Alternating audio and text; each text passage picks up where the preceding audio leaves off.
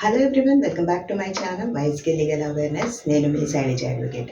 అయితే 498 మీద చాలా కేసెస్ అవుతూ ఉంటాయి. నేను కూడా వీడియోస్ చేశాను, షార్ట్స్ చేశానండి. దానికి కూడా చాలామంది రియాక్ట్ అయ్యారు. వ్యూవర్స్ కూడా చాలా పెరిగారు ఆ వీడియోస్‌కి.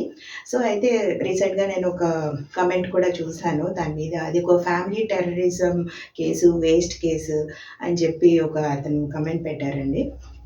అది వేస్ట్ కేసు అంటే దాన్ని కత్తికి రెండు వైపులా పదునుంటుంది అని చెప్పి ఈ సెక్షన్‌ని ఎలా వాడుకోవాలి, ఆ సెక్షన్ అలా వాళ్ళు పెడతారని తెలిసినప్పుడు ఎలాంటి జాగ్రత్తలు తీసుకోవాలి, నేను ఆల్రెడీ వీడియో చేశాను. అది చూస్తే వాళ్ళకది టెర్రరిజం కాదు, జాగ్రత్త పడి ముందు జాగ్రత్తలు తీసుకోవచ్చు. అయితే ఈ లేటెస్ట్ జడ్జిమెంట్ ఒకటి 2023లో వచ్చిందండి.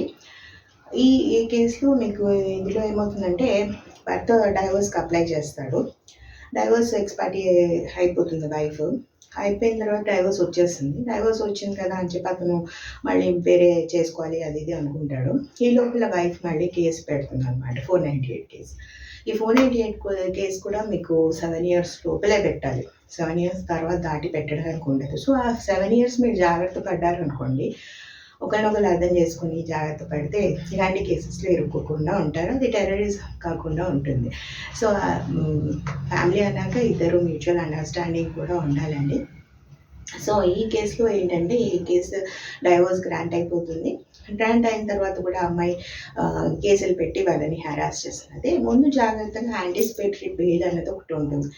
అమ్మాయి పలానా కేసెస్ పెడుతుంది అది ఇది అని తెలిసినప్పుడు, ఇంట్లో వంటి గొడవలు అవుతున్నాయి అన్నప్పుడు ముందు జాగ్రత్తగా మీరు యాంటిసిపేటరీ బెయిల్ తీసుకోవడం అది చేయాలన్నమాట. ఈ కేసులో అదే అవుతుందన్నమాట. సుప్రీంకోర్టు ఇచ్చిన జడ్జిమెంట్ ఇది. దీంట్లో మీకు పూర్తి వివరాలు కూడా ఉంటాయి. నా డీటెయిల్స్ కూడా మీకు పెడతాను డిస్క్రిప్షన్‌లో, చూసుకోండి. ఆ కేసు డిస్కస్ చేస్తాను. అయితే ఇందులో ఏమవుతుందంటే అబ్బాయి 498 పెడుతుందని అతను బెయిల్ అప్లికేషన్ పెడతారు. ఫస్ట్ కాదు, అది సుప్రీంకోర్టు దాకా వెళ్తాడు బెయిల్ అప్లికేషన్. అక్కడ గ్రాంట్ అవుతుందన్నమాట తనకి, తన ఫ్యామిలీ మెంబర్స్‌కి. అయితే రీసెంట్‌గా 498లో చాలా మార్పులు చేశారండి. ఇమ్మీడియేట్‌గా అరెస్ట్ చేయడం అలాంటివన్నీ చెయ్యట్లేదు. ప్రీవియస్ మనకి 2018 బిఫోర్ జరిగిన కేసెస్‌లో అలా చేసేవాళ్ళు. కానీ 2018, 20లో వచ్చిన జడ్జిమెంట్స్, ఇప్పుడు లేటెస్ట్ 2023లో వచ్చిన జడ్జిమెంట్స్ ప్రకారం కూడా ఫస్ట్ కేసు పెట్టగానే ఫ్యామిలీ మెంబర్స్‌ని పిలిచి కౌన్సిలింగ్ ఇచ్చి, పంపించి కేసు అక్కడికే సెటిల్ చేసేస్తున్నారు. ఆ తర్వాత అది కాలేదు, నిజంగా జరిగాయని నిరూపణ అయితేనే వాళ్ళని అరెస్ట్ చేయడం అది జరుగుతుందనమాట. అప్పటి వరకు కూడా వాళ్ళు ఏమీ ఎఫ్ఐఆర్ రాయడం కానీ, చేయడం కానీ ఏమీ చేయరు. అరెస్ట్ కూడా చేయరు.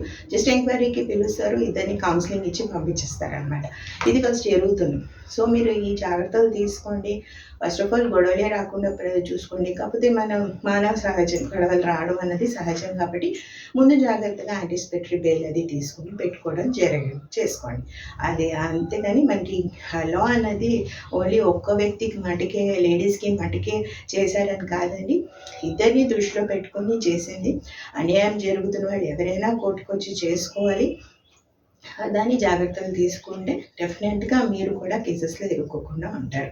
సో, డెఫినెట్‌గా ఇది డిస్క్రిప్షన్‌లో ఉన్న ఆర్డర్‌ని డీటెయిల్స్ చూడండి. చూసి తెలుసుకోండి. అదండి ఇవాల్టి video. Thanks for watching my channel. Like చేయండి, షేర్ చేయండి, సబ్స్క్రైబ్ చేయండి.